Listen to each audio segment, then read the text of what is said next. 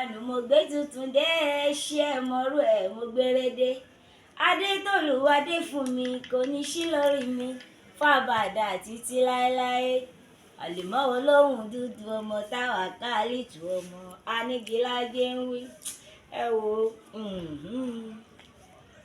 èrò tí à ń gbọ́ ni pé ẹ fẹ́ ṣe ayẹyẹ ńlá kan ní ìparí oṣù àbí ṣé bẹ̀rẹ̀ oṣù àbí ìparí oṣù bó ló ṣe jẹ́ gan. Next month ni August 31st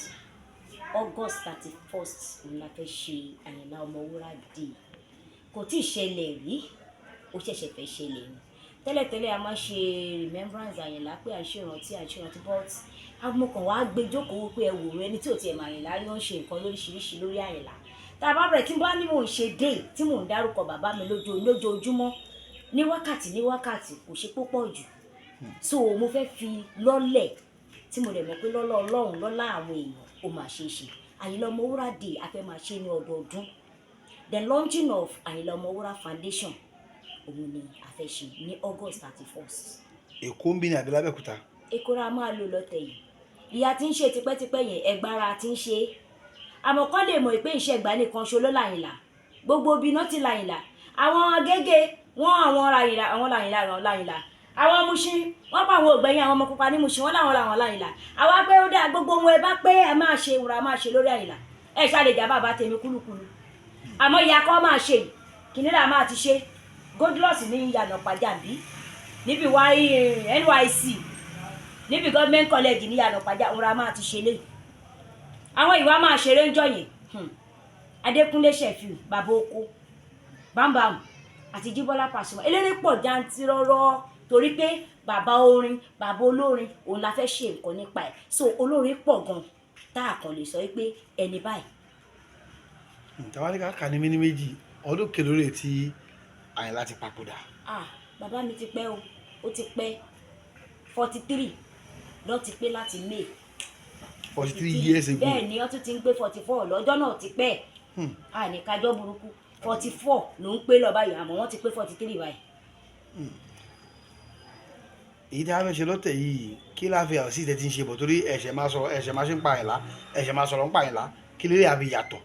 ìdí tẹ́lẹ̀ máa fi yàtọ̀ ni wípé remembrance ìrántí la là ń ṣe eléyìí náà ìrántí ni o àmọ́ ó yàtọ̀ ó dàbí pé ká sọ pé à ń ṣe gbàdúrà dé àbí ọbàntà dé àbí kinní kan dé èmi náà wá fẹ́ sọ yí pé Ayinla Omowura Day bàbá mi ò kéré nù ọyẹ ìnáwó tí mo bá ní mò ń ṣe nǹkan lórí ẹ̀ ní gbogbo ìgbà ní ọdọọdún lójoojúmọ́ mi ò rò pó pọ̀ jù so tí ẹni tí ò mọ Ayinla tí gbogbo wọn bá ń celebrate Ayinla lọ́dún lósìn tó ń ṣe gbá tó ń ṣàwò mo wá fẹ́ kí gbogbo àwọn olólùfẹ́ kan tó yá pé bàbá mi ò kú ó lọ Mẹ́kà ó máa tó dé ni ṣe máa gba tẹ́síbì náà tó bá ń bọ̀ àbẹ́fẹ́ so eléyìí ó máa yàtọ̀ torí gbogbo àwọn tí ẹ rí àwọn kan sì wà nínú àwọn tó ṣe jẹ́ pé tán bá lóun ṣiṣẹ́ ní studio lọ́dún náà lọ́hùn àwọn yẹn wọ́n tún sì wà láyé tó jẹ́ pé gbogbo wọn lẹ́ máa fojú kàn.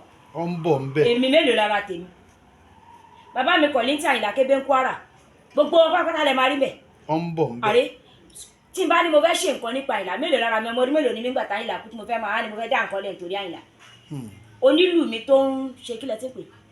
ìròmí tó ń jó olónílù ẹ̀ lábẹ́ odò. wọ́n ní kí n máa nìṣó àwọn fans bàbá mi tó jẹ́ pé real fans bàbá mi tó sọ pé real fans kò ń ṣe àwọn afẹ́ boost page o àwọn real fans bàbá mi tó jẹ́ pé tí nǹkan kan bá gbogbo Àyìnlá àwọn ò lè gbà irọ́ àwọn ò lè gbà ọ̀pọ̀ rẹpẹtẹ tẹ́ máa pàdé jọ́. rẹ́kọ̀dù Àyìnlá orin Àyìnlá tó ṣe kalẹ̀ ń gbà náà lọ́hùn báwo nílé ni.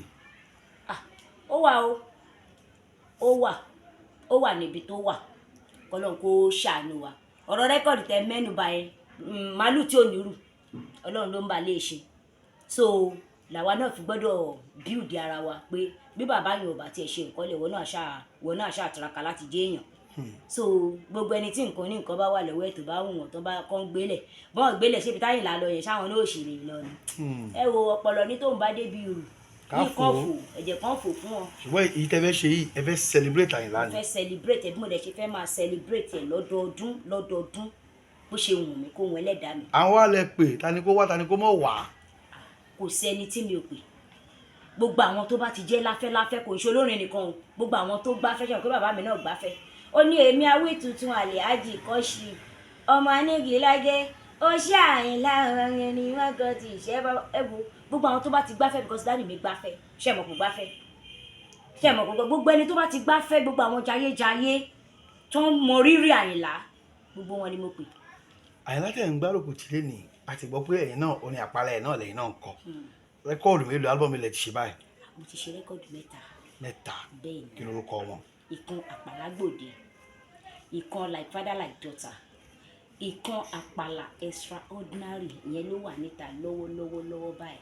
ní ìjọ tí a fẹ́ ṣe ìfilọ́lẹ̀ àfi tẹ́ fẹ́ ṣe ayẹyẹ Àyìnlá dé yìí ẹ tún lọ́ọ̀nì álbọ̀mù ni àbí kí ni nǹkan tẹ́ fẹ́. a ní lọ́ọ̀nì álbọ̀mù a máa lọ́ọ̀nì Àyìnlá Omowura foundation níjọ́ yìí. àwọn aláwọ̀ ìdúpọ̀ rẹ̀ jantirọrọ àwọn tó jẹ́ pé wọ́n gbáyìnlá sórí wọ́n gbé dání. tẹ́fẹ́ ṣe kóríyá fúnjọ́ náà. yes pé kán lè mọ̀ pé ìdúpẹ́ pé mo mọ rírì bọ́n ṣe nífẹ̀ẹ́ bàbá mi so gbogbo ìfẹ́ tí wọ́n wá ní sí bàbá mi náà ní sí mi mélòó rárá ni. ọjọ́ ìmọ̀ alárin rẹ̀ ẹ̀fọ́rin ẹ̀kọrin ká gbọ́ ẹ̀kọrin Àyìnlá ká mọ̀. orin Àyìnlá kan lè mọ̀ pọ́nmọ́ kan ni mí.